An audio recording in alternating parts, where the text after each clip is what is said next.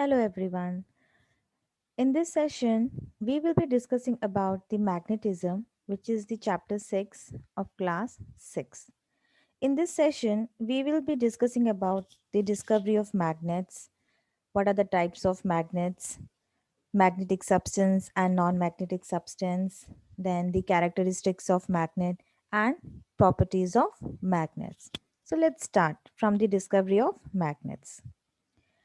The substance basically which attract the iron, we call it as magnets, right? The first magnet were found from a naturally occurring mineral of iron, which is called magnetite. And there is a very small story about a shepherd whose name Magnes, whose shoe, nails, and iron hook of his stick was stuck to a rock which contained magnetite. Later on, this rock was found to attract iron pieces and was called magnet. So basically, the word magnet is originated from the name of town called Magnesia, and this is a district in Asia Minor where large deposits of magnetite were found. Later on, it was found that the piece of magnetite, when we suspend it freely, it always rests in a fixed direction. So therefore, it can be used to indicate the direction correctly, and hence it was also called the lodestone. Okay, so now let's see the types of magnets: natural magnets and artificial magnets. The ore of magnetite, which is found in nature, are called natural magnets. Basically, these magnets are found in irregular and very odd shapes, and their magnetic strength is also very weak. So, we cannot use them much. So, we prefer artificial magnets for our practical uses. So, what is the artificial magnet? The magnets that are made by us are called artificial magnets, and they are made up of iron and steel in various shapes and size as required for the use. So, these are different shapes. You see bar magnet, cylindrical magnet, U shaped magnet, horseshoe magnet. Okay, they are comparatively very strong than the natural magnets. Next, we have magnetic and non-magnetic substances. So, what are the magnetic substance? The substances that get attracted by a magnet are called magnetic substance. Examples we have iron, steel, cobalt, nickel, nib. And children, these magnetic substances are also known as ferromagnetic substance.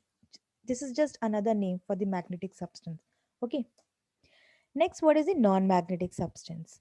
The substances that do not get attracted by a magnet, they are called non magnetic substance. Example like paper, glass, wood, plastic, rubber, all these comes under non magnetic substance. So now we will be talking about the characteristics of magnet. Basically, it is divided into two characteristics. First one is when we suspend the magnet freely, it is always rest in a specific direction. So to understand this more clearly, here we have this activity, children. See, in this we have a bar magnet which is suspended with the silk thread from a wooden stand. Okay, now when we swing this magnet for some time, what we will see that it comes to rest eventually in a particular direction. So direction is north south. Again, if you will disturb the magnet, so again magnet will come to rest in the north south direction only. So we can say that the end of the magnet which points towards the north is called the north pole.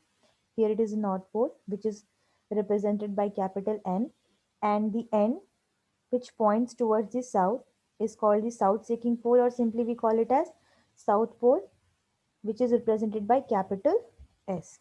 Okay, so children, this characteristic of magnet helps us to use it to find the geographic directions. Okay, next we have the other property, other characteristic. A magnet attracts small piece of iron. You take a bar magnet or horseshoe magnet or U-shaped magnet, any shape of magnet. Okay, here we have a U-shaped magnet. So what you will observe, children, you see, if we are bringing this magnet near the small iron nails, so mostly the nails are clinging near the ends of the magnet only, right? So this shows that the property of attraction is not same everywhere along the length of the magnet, but it is maximum near the ends and very little in the middle. Here in this case, it's quite negligible only. So the ends of the magnet where the attraction properties maximum are called the magnetic poles of the magnet. So there are two poles, basically north pole and south pole. Okay. Next is the properties of magnet. So first property is like poles repel and unlike poles attract. So let us see this one. In this activity, we have taken two bar magnets A and B. Suspend one magnet, that is A, with a silk thread from a support, and which is free to move actually. The magnet will come to rest in the north south direction. So the north pole of the magnet is in the north direction and the south pole of the magnet is in the south direction. Okay, children. Now what you have to do, hold the other magnet B in your hand and bring its north pole near the north pole of the suspended magnet A, like here you see in this figure. So what will happen? What we can observe? We observe that the suspended magnet A moves away from the magnet B. So this shows that like poles repel each other. On the other hand, we have another figure here you see. Now if you bring the south pole of the magnet B near the north pole of the suspended magnet A, as shown in this figure, you don't have to touch it, you just have to bring it near to the ends. What you will observe, that the magnet A moves towards the magnet B. This shows that unlike poles of magnets attract each other. Okay. Next we have poles exist in pairs. You know children, magnetic poles always exist in pair.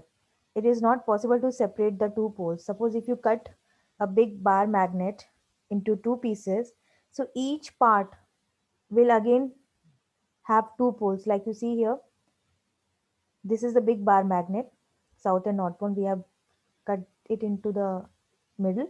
So we have two more bar magnets. Again, we have two poles, south pole, north pole here, and here south pole, north pole. Further, if you will cut it into further pieces, this is comes again in small pieces, like two poles will be there always, south pole, north pole, south pole, north pole, like this. So the number of times we will break it into pieces, the new poles are always formed at the broken ends. Okay. And if these pieces are broken again and again, so each part is still found to be a complete magnet because it will have two poles, north pole and south pole. So we can say that two poles of a magnet exist simultaneously. Okay. So from this above discussion, what we can conclude, children, magnet has following four properties. The first one is the magnet attracts small pieces of iron.